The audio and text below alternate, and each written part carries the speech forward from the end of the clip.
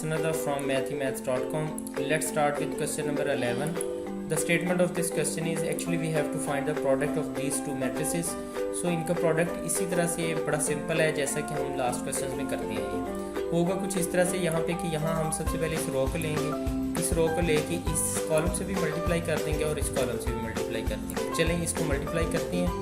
यहाँ पे ये जो जब हम फर्स्ट कॉलम के साथ इसको मल्टीप्लाई करेंगे तो होगा ये कि ये 2 इस 1 से मल्टीप्लाई हो जाएगा और -3 इस 0 से मल्टीप्लाई हो जाएगा। 2 1 से और -3 0 से मल्टीप्लाई हो जाएगा। इसके बाद जब हम इसे दूसरे कॉलम से मल्टीप्लाई करते हैं तो यहाँ पे ये 2 -1 से मल्टीप्लाई होगा, ये आ जाएगा और -3 इस -2 से मल्टीप्लाई होगा तो हमारे पास ये आ जाएगा। बिल्कुल इसी तरह से जैसे कि अब हमने यहाँ मल्टीप्लिकेशन की, इसी तरह से अब हम सेकंड रो को लेते हैं और सेकंड रो हमारी ये है। सेकंड रो को इस कॉलम से भी मल्टीप्लाई कर देंगे और इस कॉलम से भी मल्टीप्लाई कर देंगे। इस मल्टीप्लिकेशन में भी उसी तरह से यहाँ पे 1 0 से मल्टीप्लाई होगा, सॉरी ये 1 ये यानी फर्स्ट जो इसका एलिमेंट है ये फर्स्ट 1 1 से मल्टीप्लाई होगा और ये 2 0 से मल्टीप्लाई हो जाएगा।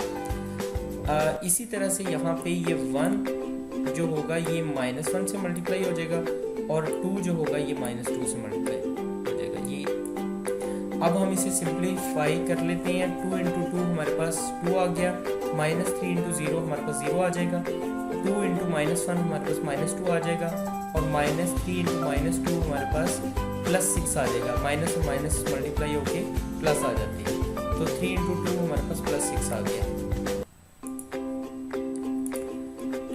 नेक्स्ट यहाँ पे 1 × 1 हमारे पास 1 आ जाएगा, 2 × 0 0 आ जाएगा, 1 × 1 फिर यहाँ 1 आ गया और -2 × 2 हमारे पास -4 आ जाएगा।